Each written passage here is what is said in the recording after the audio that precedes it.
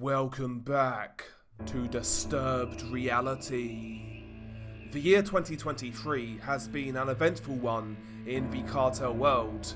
As per normal, numerous graphic videos have been released by drug gangs, including clips depicting beheadings, dismemberments, flaying, organ removal, as well as captives being burnt alive. The production of such content has continued to be a viable tactic for drug cartels for the best part of 20 years at this point.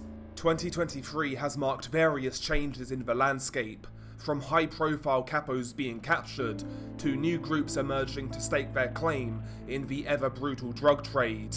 The year started, and the topic of Mexican drug cartels hit mainstream headlines after the capture of El Raton, Ovidio Guzman, one of the sons of Joaquin El Chapo Guzman. Ovidio Guzman was one of the leading figures within the Sinaloa cartel, co-leading the Los Chapitos faction of the crime syndicate along with his brothers, who still remain free. The capture of Ovidio was seen as a huge win in the war on drugs, though the reality is, Cartel de Sinaloa have been operating as usual, still trafficking obscene amounts of heroin, fentanyl and coke, primarily across the border into the USA, but also further seas to Europe.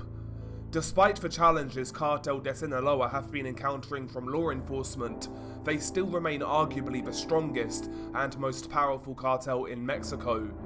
In fact, one would argue that their main challenge actually stems from within. The future of the organization is up in the air, as the sons of El Chapo, Los Chapitos, do not see eye to eye with Ismael Zambada, El Mayo, the other key figure within the Sinaloa cartel. Essentially, the organization is divided into two, those loyal to El Mayo and those loyal to Los Chapitos. There has been some internal violence between the two factions, though it hasn't developed into full-blown civil war. On one side, El Mayo views the sons of El Chapo as too hedonistic, too volatile and brazen, whereas Los Chapitos view El Mayo as a relic who isn't with the times, as well as them viewing him as untrustworthy, with rumours that El Mayo sold out both El Chapo and his son Ovidio. The ongoing disputes within the Sinaloa cartel remain their biggest issue. Another factor heading into 2024 surrounding the Sinaloa cartel would be whether their current internal issues will handicap them in their tit-for-tat war with CJNG, the other mega cartel in Mexico. Primarily, the two groups have been fighting in the state of Zacatecas, and as of right now, Ismael Zambada's men seem to be getting the better of the Jalisco-based crime group. Whether that continues to be the case as time progresses, we shall see. As for CJNG, 2023 has been business as usual for arguably the most infamous cartel in Mexico. They still have control over various seaports in Mexico, especially in the states of Veracruz and Colima, which gives them a huge advantage in the trafficking of fentanyl, the most lucrative drug in the trade. They buy precursor chemicals from China and have the ingredients shipped to the ports that they control, and then from there, produce drugs in clandestine labs before smuggling the substance across the border. The new generation Jalisco cartel have shown no signs of slowing down, despite continued rumours of the death of their leader, Nemesio Oseguera Cervantes, aka El Mencho. In December of 2023, a pro-CJNG narco corrido was released by YouTube channel Double R Records, sung by Ricardo Lobo, with a song being titled Ya Se Fue, or in English, He Already Left. The song insinuates that Mencho is dead, with one lyric stating, "As long as he lived, they could never touch him. Death can no longer be. Today their roosters don't crow anymore. Their sad Mr. Mencho is gone." This of course being a reference to El Mencho's supposed love of cockfighting. I suspect that this song was purely released to muddy the waters with misinformation, essentially to add another layer of protection for El Mencho. I strongly suspect that he is indeed still alive. However, if Mencho is actually dead, we should reconsider how we view CJNG as an organisation. Historically, when a prominent cartel leader is captured or dies, it usually results in an internal conflict within that organization, causing a spike of violence and splintering of the affected cartel. We saw this with the likes of Los Tercios and the Gulf Cartel. If Mencho is dead, then the fact that CJNG has remained a cohesive organisation is, lack of a better word, impressive, and would highlight just how organised and powerful they truly are. Aside from the arrest of Ovidio Guzman, another development in the narco world in 2023 would be the emergence of new groups in various states, as well as splinter groups of once powerful cartels causing unimaginable violence across Mexico. One such incident would be the rise of a brutal group in the state of Veracruz. During the middle of 2023, several videos made the rounds online showing a mysterious gang interrogating captives, accusing them of being in bed with cartels such as CJNG, as well as claiming local authorities, police and government are also on the payroll of Cartel Jalisco.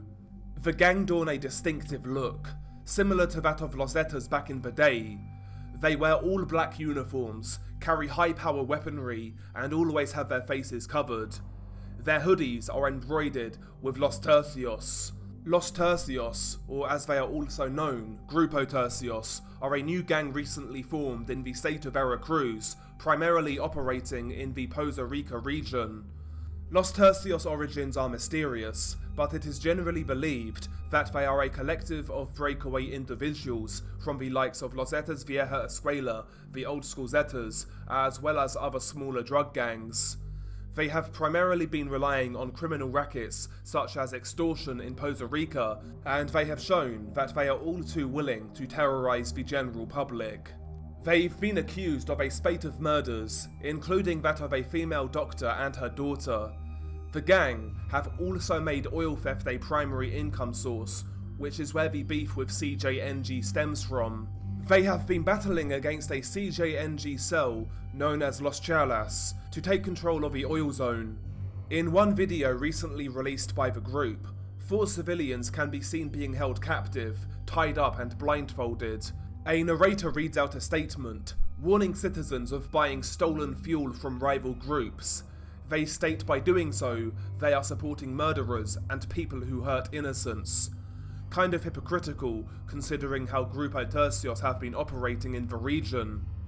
Regardless, the group have come out of nowhere and have already released graphic videos online, both showing executions and their aftermaths. One in particular, involving pickaxes, reminded me of the old Zeta videos from the early 2010s. Heading into 2024, I fully expect Grupo Tercios to release more graphic execution videos. Gangs, such as Los Tercios, rely on violence and intimidation even more than the likes of CJNG and Cartel de Sinaloa, as they don't have the same type of influence within the authorities as those groups do, nor do they have the drug routes or revenue streams, so intimidation is a means of survival for them. During the middle of December 2023, Grupo Tercios released a new execution video. But nevertheless, what happens in the actual video? The clip itself is a short one, at 1 minute and 29 seconds in length, and is shot during the middle of the day in a wooded jungle type area. A shirtless man can be seen kneeling down, with his hands tied behind his back and blindfolded. The man is surrounded by at least 7 sicarios, all wearing the Grupo Tercios uniform, and all are heavily armed. The beginning is your regular cartel interrogation, which translates to the following.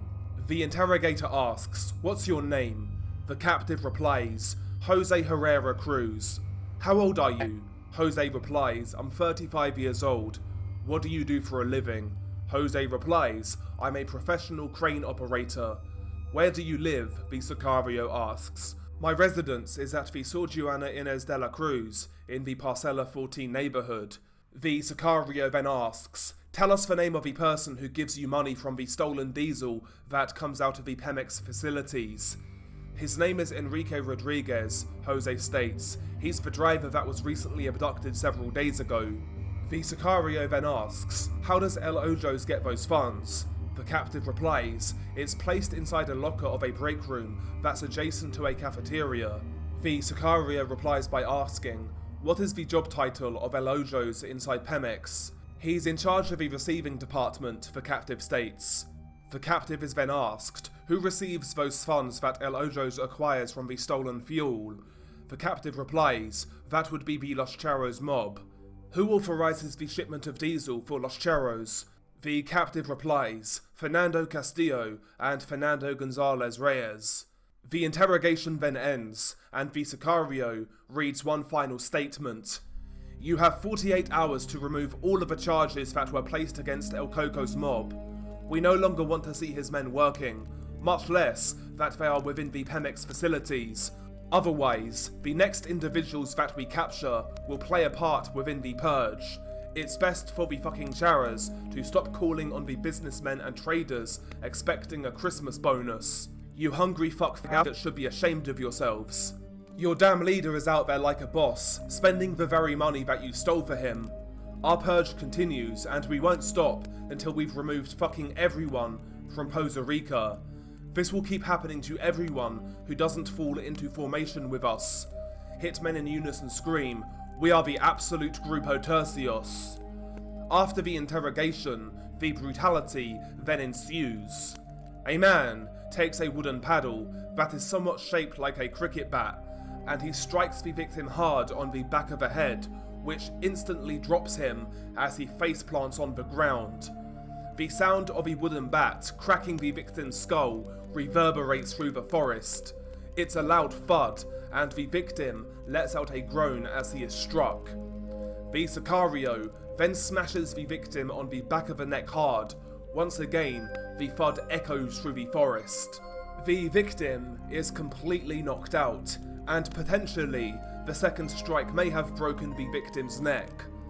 Another Sicario then enters the fray, carrying a large combat-style machete. He quickly cuts through the victim's windpipe, and then appears to sever his jugular vein, causing him to bleed out. The victim isn't conscious as he has his throat cut by the Sicario. This wasn't the only graphic Cartel video released in the month of December, however.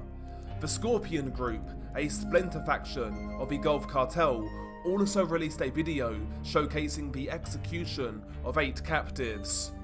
Grupo Escorpion have hit the headlines in 2023, primarily at the start of the year when they kidnapped 4 Americans and murdered 2 of them in Matamoros in Tamaulipas.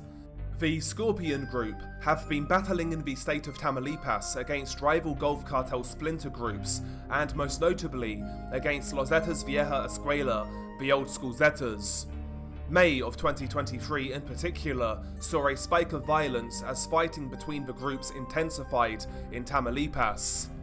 The video in question is 3 minutes and 35 seconds in length, and you see 8 captives all shirtless with the letter Z spray painted on their chests. They have their hands tied behind their backs and are surrounded by at least 11 Scorpion Group Sicarios. The men are interrogated one by one. They are asked their names, where they are from, and who they work for. Interestingly, the men don't all work for the same organisation. One states he works for CJNG, one states he works for Los Metros, another Gulf Cartel splinter faction, while others state that they work for Ismael Zambada of the Sinaloa Cartel. All of the men were said to be providing support to the old school Zetas, specifically to a Zeta commander nicknamed Choi. The Sicario closes the interrogation by asking the group one final question. Is there a message that you guys would like to give out to your counterparts? A mixture of the following is then said simultaneously. Don't bother coming to Tamaulipas. You guys need to make sure who you're all involving yourselves with. Don't believe a word that people are claiming. Don't trust anyone here. The people who sent us here just ain't worth a fuck. Don't trust the shit they say. We were sold out. Don't bother coming to Tamaulipas for anything. The Sicario then states, Gentlemen, we are the Scorpion Group. One by one, the 8 men are then executed with pistol shots to the back of the head, similar to a scene in World War II. In some instances, you can see the bullet leave the front of their skulls. The video ends with a message from the Escorpion group. This message goes out to the Jalisco New Generation Cartel and Mayo Zambada gunmen. You guys are not welcomed in the state of Tamaulipas. Don't allow yourself to be fueled by that dumbass Choi, who can't even take care of his own men. Much less will he take care of you guys. Although tame by cartel standards, the systematic nature of the executions is certainly unsettling. Regardless, the sad fact of the matter, going into 2024, we will without doubt be covering new cartel videos released over the next 12 months. It's as certain as night and day, and of course when said videos are released, we will be here to cover them. But anyway, I hope you enjoyed the video, if you can enjoy this sort of content. I hope you guys had a good Christmas if you celebrate it, and of course going into 2024, I wish you a happy and prosperous new year. And also, it would be remiss of me not to thank you guys for all of the support you've shown me this year, and ever since I've started my channel, quite frankly. Making such content can be a challenge. It's not easy to watch such videos and research these types of cases. It does weigh on you at times. Not only that, we have to contend with YouTube and whatnot, you know, due to the type of content. So it's not always easy on this side, but your guys' support and your guys' encouragement just continues to motivate me to make videos. So thank you guys very much for that. It's much appreciated. And yeah, if you want to get in touch, follow me on Twitter, drop me a DM. Maybe you have some case recommendations, feel free to send those across. And also, if you could follow me on Twitch, that would be much appreciated. Both links will be in the pinned comments. But anyway, as always, stay safe, Happy New Year, and I'll catch you on the next one.